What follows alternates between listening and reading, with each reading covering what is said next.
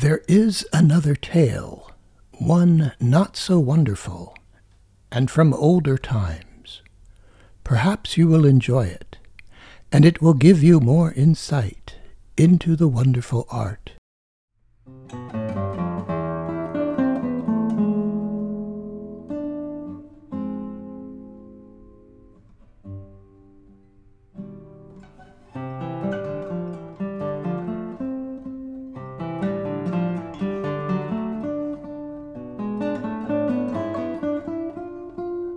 An old king presided over a court so splendid that people streamed to it from far and wide.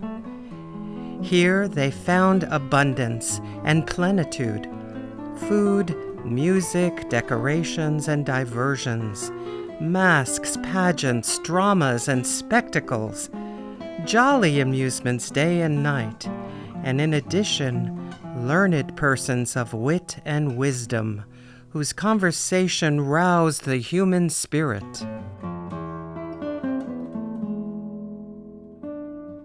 The old king, who was otherwise a strict man of stern demeanor, had two motivating passions, thanks to which his court owed its grace and splendor. The first of these motivating passions was love for his daughter.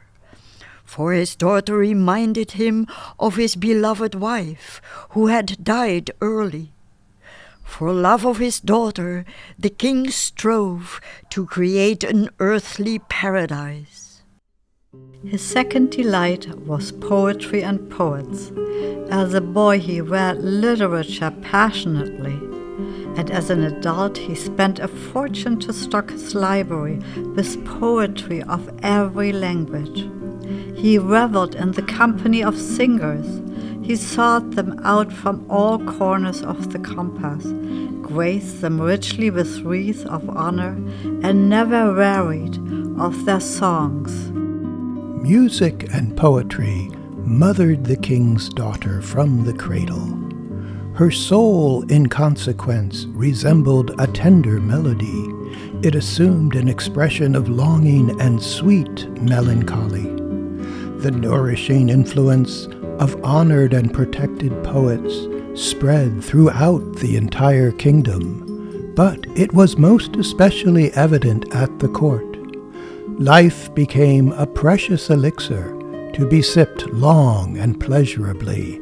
Pure happiness, greed, hatred, and divisive passions were shunned. Minds abided in universal concord. Indeed, it seemed that the genius of poetry could not have given to king and patron a dedication of greater loveliness and gratitude than the king's daughter. She possessed all qualities rare and exquisite that imagination grants to a lovely young woman. Yet in this earthly paradise there seemed to hover a mysterious destiny. The prospect of marriage for the maturing princess occupied everyone's conversation day and night. The happiness of the country and well-being of all citizens hung in a balance. The king had grown old, and age lay heavy on his heart, and yet no suitable match for his daughter had presented itself. In vain did the king keep watch for a suitor.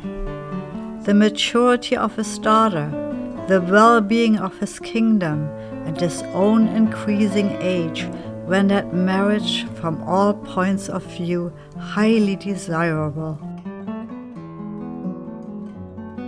Not far from the palace, on a remote estate in the kingdom, there lived an old man whose sole preoccupation was the education of his only son. His son, a young man, had a serious character and devoted himself to natural science, for the father had schooled him from an early age to pursue such interests. The old man greatly appreciated the silence and serenity that the king had fostered throughout the countryside, for it allowed him to explore nature, to observe nature's workings, and to communicate his observations to his son. His son showed ready aptitude for such knowledge and was quick to comprehend. Ordinary persons saw nothing unique in the young man. Neither his noble face nor his unusually brilliant eyes made an impression. But persons with discernment for higher matters saw otherwise.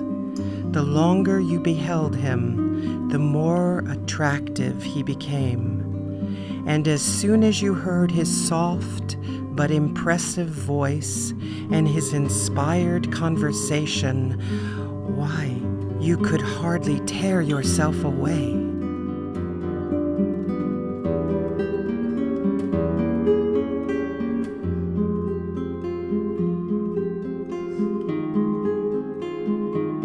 One day, the princess went riding fancy-free. Singing her favorite songs, she galloped through the forest that protected the house of the old man and his son. The lofty trees and fresh air enticed her, and she rode farther and farther into the wood. At last, she came to the old man's house. Thirsty from her ride, she dismounted and approached the house to ask for a glass of milk. The son happened to be at home with his father when she arrived, and you can imagine the young man's confusion when he saw this lovely young woman. While the young man hastened to lend a hand, the old man greeted the princess courteously and offered her seat at a simple stove that stood in the middle of the dwelling, and from which there gleamed silently a pale blue flame. The room's various ornaments, the overall cleanliness, and the mood of sanctity immediately impressed the princess. The first impression strengthened when she beheld her host's venerable appearance, his artless attire, and his son's noble modesty. The old man right away recognized his guest as a lady of the court. Her costly dress and high-born attitude made this obvious. While the son went out to fetch some milk, the princess questioned the old man about his home and the curious items that it contained.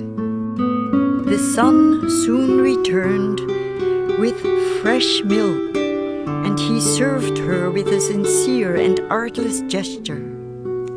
They chatted various interests, this and that, and then the princess thanked them for their hospitality. Blushing ingenuously, she asked permission to visit the house again so that she might once more enjoy the old man's instructive conversation and admire his household. She then rode back to the palace. She had not told them she was the princess, nor did they appear to recognize her. Nevertheless, these unremarkable details of a day's chance encounter felt quite significant to the old man and the youth, as indeed they did to the princess. The father quickly noticed how the unknown young woman had made a deep impression on his son. The father knew his son's character very well. He was fully aware that such a profound impression would last a lifetime, and that his son's young heart and character would transform first impression into unconquerable passion. In truth, the old man had for a long time looked forward to such an occurrence.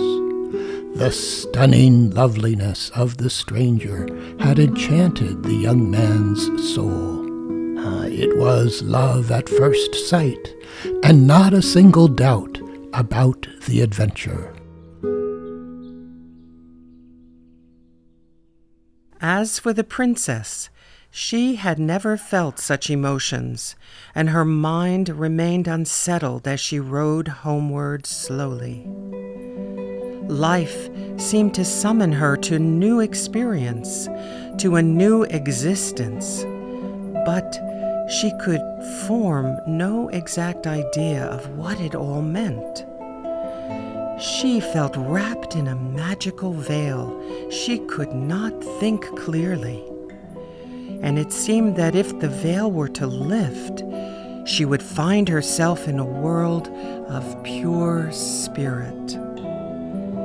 The ornate splendor of the palace almost shocked her when she arrived, and for the first time in her life, she felt at a distance from her father when he welcomed her. As soon as the princess departed, the youth plunged into the forest. As he walked, he saw a bright object shining at his feet. It was a costly carbuncle, the middle jewel of the necklace worn by the unknown woman. He hastened home and showed the stone to his father. Both decided that they would keep the stone until the young woman visited again, and they could return it to her. That night, the young man gazed at the carbuncle for hours. As morning came on, he felt an irresistible desire to write a few words. Deeply graven in the stone's glowing blood, there lies an enigmatic sigil. Compare it to a heart where image of the unknown rests. Around the gem stream countless fiery embers. A river of light surrounds this with its flood. Within, light's radiance lies buried. Will this too have the heart's true heart? Then, as the sky brightened at sunrise, he hurried to the garden gate. Meanwhile, the princess had noticed the missing necklace jewel when she undressed for bed the previous evening. At first light of day, she hastened to the forest. She walked so fast that her chest felt constricted and her heartbeat quickened. The sun had begun to color the high branches of the ancient trees with golden light. The limbs swayed with gentle whispering as if in unison they wished to rouse their drowsy faces and greet the day. Suddenly she looked down the path and saw the young man rushing towards her, and he saw her at the same moment. As if enchanted, the young man stopped, stock still. He stared straight ahead at her, as if to assure himself that she was the living, breathing princess and not a dream. They each greeted the other shyly, but it was as if they had known and loved each other from former times. The young man blushed from excitement and handed her the stone. It was still wrapped in the paper on which he had written the poem. His heart erased. The princess seemed already to know the poem's meaning. She accepted everything silently, with trembling hand, and then she departed. In a few days, the princess visited the son and father again, and after this her visits became more frequent. Slowly and surely the youth became her constant companion on her walks. He accompanied her from the garden at an appointed hour, and he escorted her back again, and he opened his soul to her entirely. The young princess soon had made herself perfectly at home in the forest retreat. There she received direct initiation into the mysteries of nature, straight from the old man's inspired lips. All this, indeed, as she plucked her lute and sang charming songs in her enchanting voice, with son and father sitting at her feet. In turn, the young man taught her how the world arose from the mysterious power of sympathy, a power that unites the stars in harmonious concord. His holy fables enlightened her and illumined the chronicles of history. And oh, what a delight it was when the young scholar, at the height of inspiration, seized his lute and with incredible artistry translated his instruction into flights of music and poetry. One day when together, the prince's soul felt overcome by especially keen romantic feelings, and the princess' maidenly modesty could no longer argue restraint. They fell into each other's arms, not knowing how it happened, and the first ardent kiss united them forever, just as a mighty storm broke wildly and suddenly overhead upon the forest.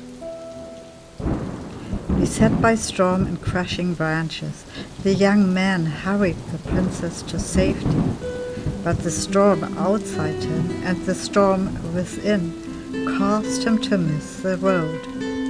How fortunate they felt when lightning by chance revealed to them a nearby cave. The cave was dry and overgrown with clean moss.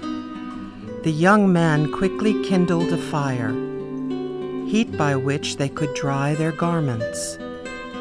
The youth had preserved his lute, and its cheering and consoling music soothed them. A higher power seemed at work, a higher power which had loosened the knots of shyness and reserve, a higher power which had flung them together in an unusual, romantic location.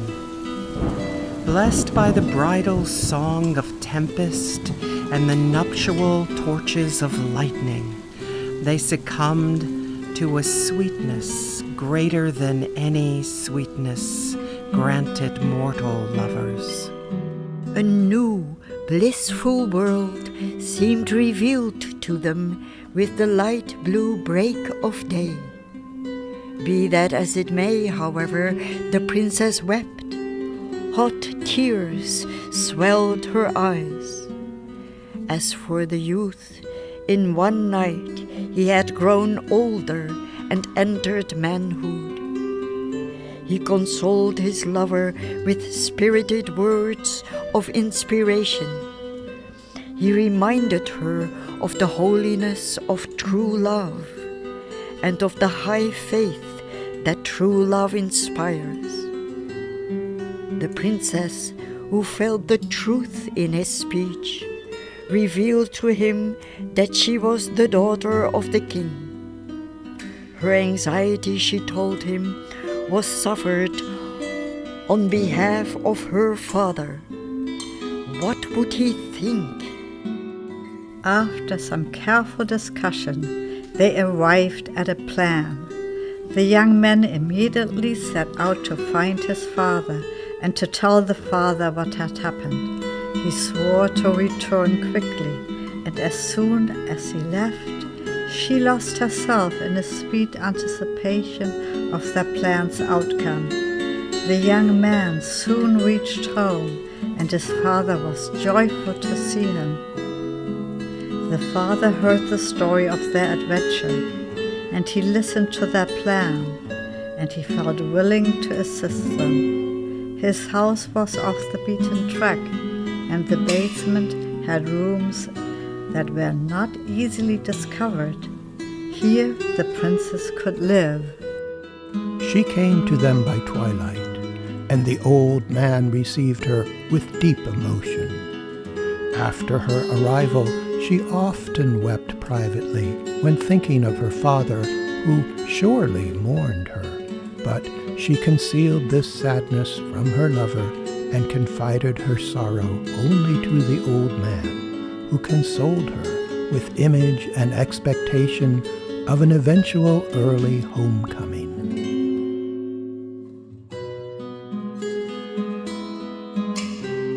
In the meantime, the missing princess had thrown the court into crisis. No one could explain her absence. No one suspected that she was entangled in a love affair. The king sank into deep despair. It was only at evening, when his singers came before him, bringing with them their beautiful songs, that his former pleasure felt renewed. In these moments, his daughter felt near, and he conceived the hope that he should soon behold her. But when he was again alone, his heart seemed like to break, and he wept aloud. But rumor whispered that the princess lived and would soon return with a husband. No one knew the source of this rumor, but everyone clung to its prophecy with joyous belief. Even the king grew more serene and hopeful. The rumor of his daughter's return seemed to him like a kind heavenly promise. The accustomed festivals were renewed. Nothing felt lacking to embody the blossom of their former splendor, save only the princess. One evening, about a year from the time the princess disappeared, the whole court had assembled in the garden. The air was warm and serene, and not a sound was heard but that of a gentle wind in old treetops. The king sat upon a costly carpet, and the court in festive attire surrounded him. A great crowd filled the garden and encircled the magnificent scene. The silence was suddenly interrupted by the low sound of an unknown but beautiful voice which seemed to arise from an aged oak. A young man stood there. He wore simple but unusual clothing, and he held a lute. He continued his song and at the same time looked toward the king and saluted him with a profound bow. His voice was remarkably fine, and the song strange and wonderful. He sang the origin of the world, of stars and plants and animals and human beings. He sang the all-powerful sympathy of nature, of the remote age of gold, and of its rulers' love and poetry. He sang the appearance of hatred and barbarism and of their battles with those kind goddesses, love and poetry. And finally he sang the future triumph of love and poetry and the end of affliction, the renovation of nature and the return of an eternal golden age. The elder poets pressed the young man to their bosoms with tears of joy. A silent inward exultation shot through the crowd. The king, brimming with emotion, approached the stranger. The young man threw himself reverently at his feet. The king raised him up, embraced him, and bade him ask for any gift. Then, with glowing cheeks, the young man asked the king to listen graciously to one more song.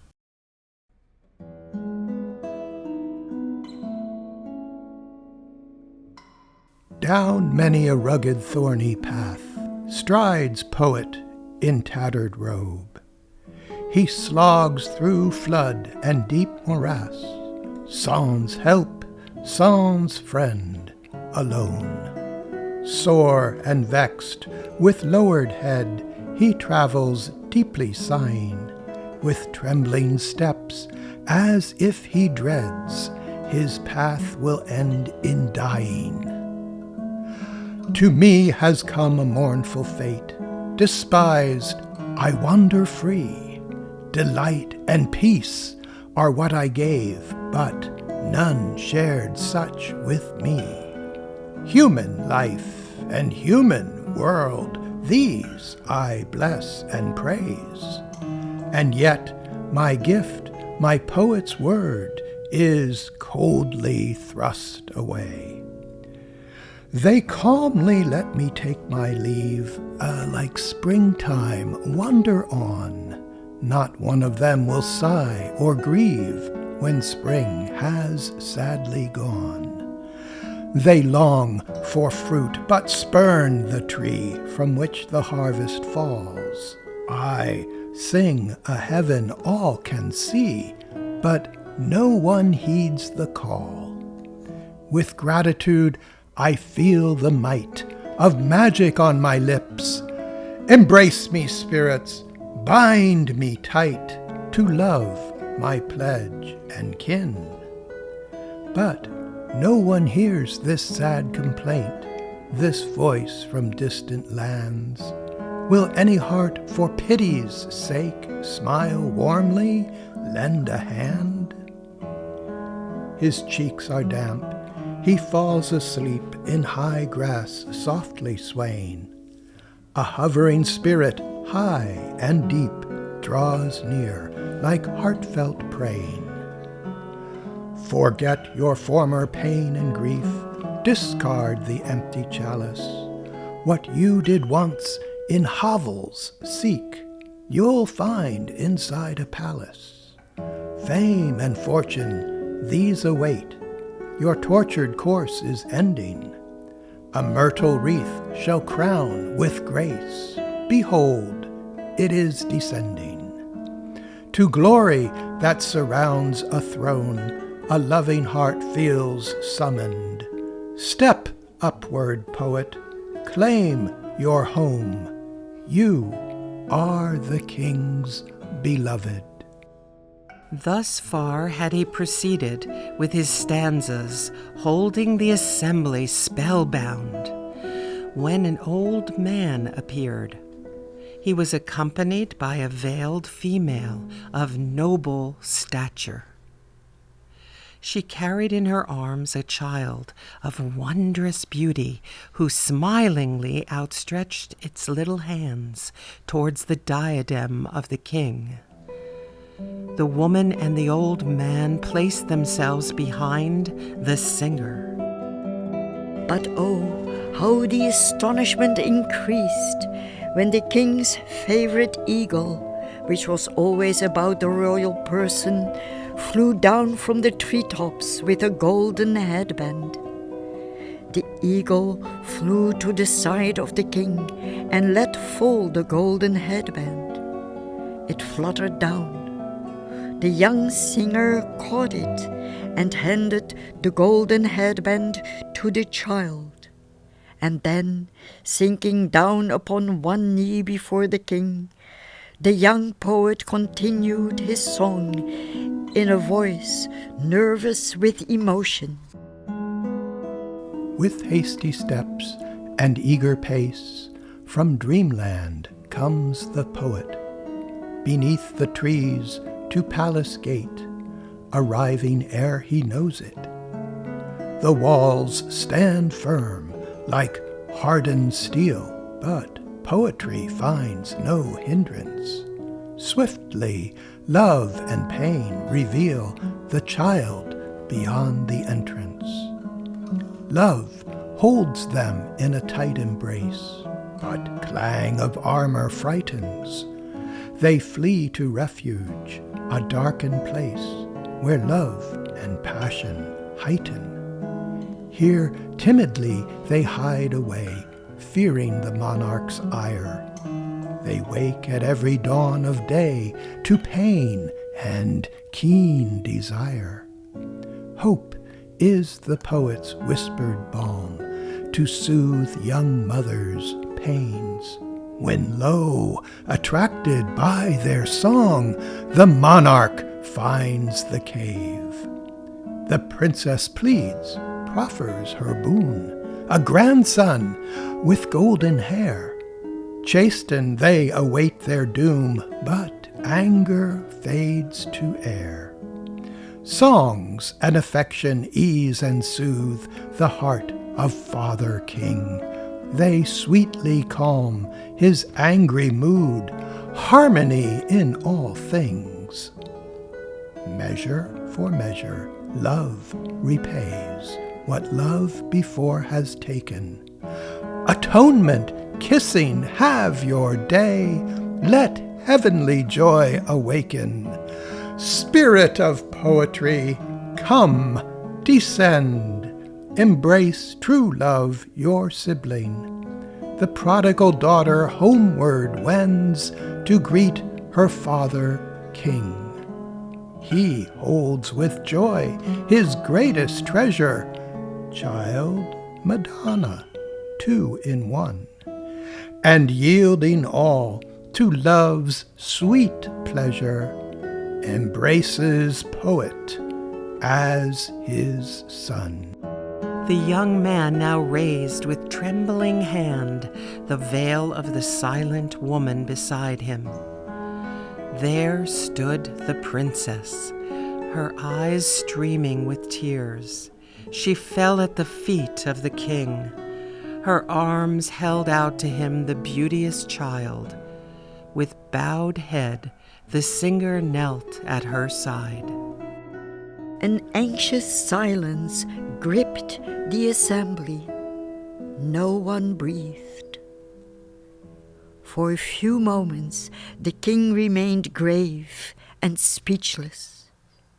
And then he took the princess to his bosom, pressed her warmly to his heart, and wept aloud. He made a gesture to the young man, "Stand," and he embraced him with equal tenderness. Joy and exultation seized the assembly, and the people crowded close. With much heartfelt devotion, the king raised the child to heaven, and then kindly greeted the old man. So many tears were shed. The poets burst forth in song, and the night became a sacred festival evening of promise to the whole land. Human life henceforth became one delightful jubilee and celebration. No one can tell where that land has gone. Tradition only whispers that mighty floods have stolen Atlantis from our sight.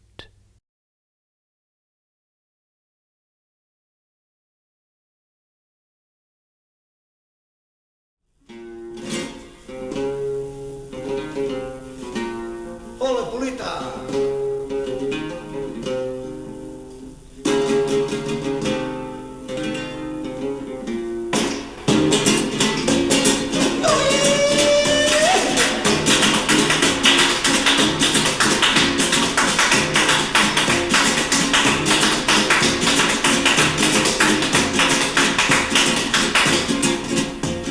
Como si fuera por ti, güey.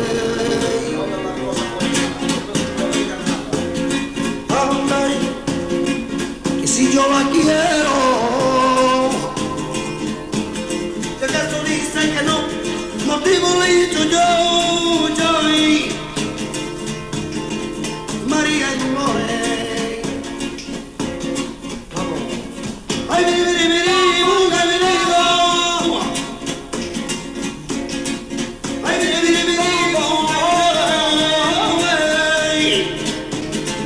I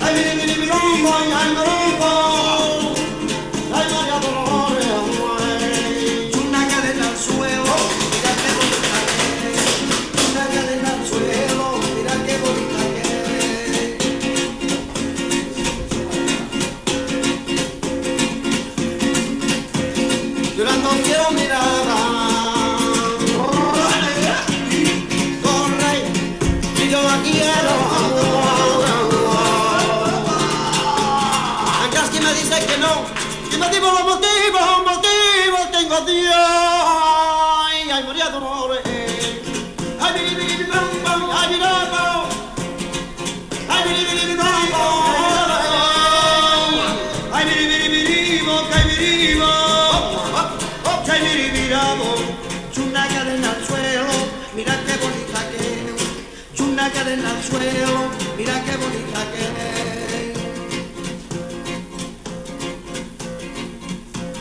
Llorando al cielo mirará. Corre, que yo la quiero. Aunque es que me dice que no, que me digo los motivos tengo Dios. Ay, al María Dolores. Ay, biri, bam, bam, ay, biri, bam. Ay, biri, bam, bam,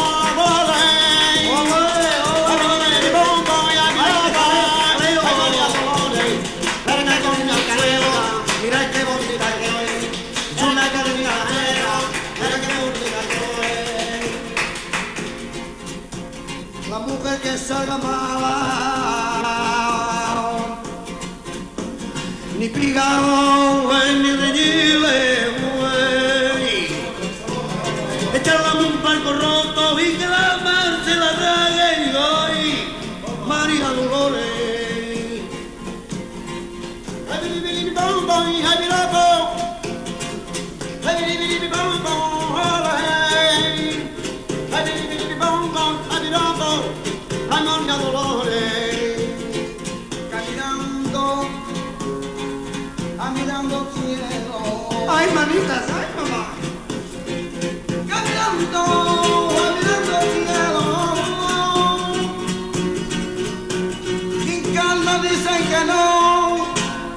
Tráeme el motivo que te sonrió.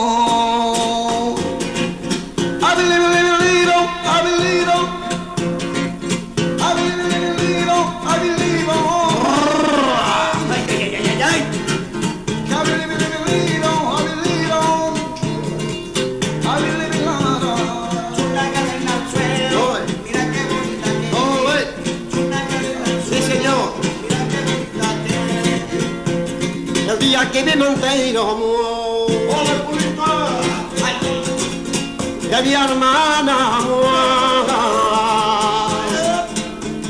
Sanotina la vena si yo te rompo yo la cara si te rompo yo la cara ay María Dolores ay bili bam bam ay bili bam ay bili bam bam